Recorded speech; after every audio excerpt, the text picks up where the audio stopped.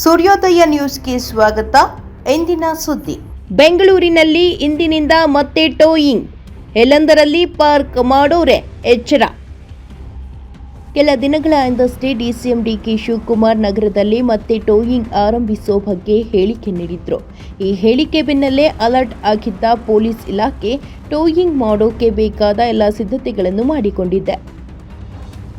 GBA ವ್ಯಾಪ್ತಿಯ 5 ಪಾಲಿಕೆಗಳಿಗೆ ತಲಾ 2 ವಾಹನಗಳಂತೆ 10 towing ವಾಹನಗಳನ್ನು ಸರ್ಕಾರದ ವತಿಯಿಂದ ನೀಡಲಾಗಿದೆ. ಸಿಲಿಕಾನ್ ಸಿಟಿಯಲ್ಲಿ ಇಂದಿನಿಂದ ಮತ್ತೆ ವಾಹನಗಳ ಟೋಯಿಂಗ್ ಆರಂಭವಾಗಲಿದೆ. ಇದಕ್ಕೆ ಬೇಕಾದ ಎಲ್ಲ ಸಿದ್ಧತೆಯನ್ನು ಜಿಬಿಎ ಮತ್ತು ಪೊಲೀಸ್ ಇಲಾಖೆ ಮಾಡಿಕೊಂಡಿದ್ದು, ಜಂಟಿಯಾಗಿ ಕಾರ್ಯಾಚರಣೆಗೆ ಇಳಿದಿದೆ. ಜಿಬಿಎ ವ್ಯಾಪ್ತಿಯ 5 ಪಾಲಿಕೆಗಳಿಗೆ ತಲಾ 2 ವಾಹನಗಳಂತೆ 10 ಟೋಯಿಂಗ್ ವಾಹನಗಳನ್ನು ಸರ್ಕಾರದ ವತಿಯಿಂದ ನೀಡಲಾಗಿದೆ. ಸಾರ್ವಜನಿಕರ ತೀವ್ರ ಆಕ್ರೋಶ. ಟೋಯಿಂಗ್ ಸಿಬ್ಬಂದಿ ವರ್ತನೆಯಿಂದ ಬೇಸತ್ತು ಟೋಯಿಂಗ್ ವ್ಯವಸ್ಥೆಯನ್ನು ನಿಲ್ಲಿಸಲಾಗಿತ್ತು. ಟೋಯಿಂಗ್ ಇಲ್ಲದ ಕಾರಣ ವಾಹನ ಸವಾರರು ಎಲ್ಲೆಂದರಲ್ಲಿ ವಾಹನಗಳನ್ನು ಪಾರ್ಕ್ ಮಾಡೋದು, ಅಡ್ಡಾದಿಡ್ಡಿ ನಿಲ್ಲಿಸಿ ಹೋಗೋದು, ಹಳೆಯ ವಾಹನಗಳನ್ನು ಪಾರ್ಕ್ ಮಾಡಿ ತಿಂಗಳಗಟ್ಟಲೆ ರಸ್ತೆಯಲ್ಲೇ ಬಿಟ್ಟಿದ್ದ ಕಾರಣದಿಂದಾಗಿ ನಗರದಲ್ಲಿ ಇತ್ತೀಚೆಗೆ ಟ್ರಾಫಿಕ್ ಜಾಸ್ತಿಯಾಗಿದೆ. ಇದರ ಬಗ್ಗೆ ದೂರುಗಳು ಬಂದ ಹಿನ್ನೆಲೆಯಲ್ಲಿ ಕೆಲ ದಿನಗಳ ಹಿಂದಷ್ಟೇ ಡಿಸಿಎಂ ಡಿಕೆ ಶಿವಕುಮಾರ್ ನಗರದಲ್ಲಿ ಮತ್ತೆ ಟೋಯಿಂಗ್ ಆರಂಭಿಸೋ ಬಗ್ಗೆ ಹೇಳಿಕೆ ನೀಡಿದ್ರು. ಈ ಹೇಳಿಕೆ ಬೆನ್ನಲ್ಲೇ ಅಲರ್ಟ್ ಆಗಿದ್ದ ಪೊಲೀಸ್ ಇಲಾಖೆ ಟೋಯಿಂಗ್ ಮಾಡೋಕೆ ಬೇಕಾದ ಎಲ್ಲ ಸಿದ್ಧತೆಗಳನ್ನು ಮಾಡಿಕೊಂಡಿದೆ. ಟೋಯಿಂಗ್ ಸಿಬ್ಬಂದಿಗೆ ತರಬೇತಿ ಅಗತ್ಯ.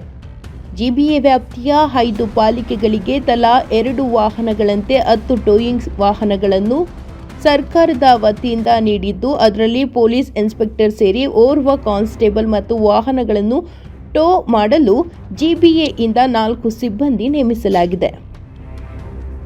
ಟೋಯಿಂಗ್ ವಾಹನದ ಮುಂಭಾಗ ಮತ್ತು ಹಿಂಭಾಗದಲ್ಲಿ ಸಿಸಿಟಿವಿ ಅಳವಡಿಸಿದ್ದು, ಯಾವುದೇ ಅವಘಡ ಅಥವಾ ಗಲಾಟೆಗಳು ನಡೆದರೆ ಅದನ್ನು ಸೆರೆ ಹಿಡಿಯಲಾಗುತ್ತದೆ. ಆ ಮೂಲಕ ಸಿಬ್ಬಂದಿಯ ವರ್ತನೆ ಮೇಲೆ ಹಿರಿಯ ಅಧಿಕಾರಿಗಳು ಕಣ್ಣಿಡಲಿದ್ದಾರೆ. ಮುಖ್ಯವಾಗಿ ಅತಿ ಹೆಚ್ಚು ಟ್ರಾಫಿಕ್ ಆಗುವ ರಸ್ತೆಗಳು, ನೋ ಪಾರ್ಕಿಂಗ್ ಜಾಗಗಳಲ್ಲಿ ಟೋಯಿಂಗ್ ಮಾಡಲು ನಿರ್ಧರಿಸಲಾಗಿದೆ.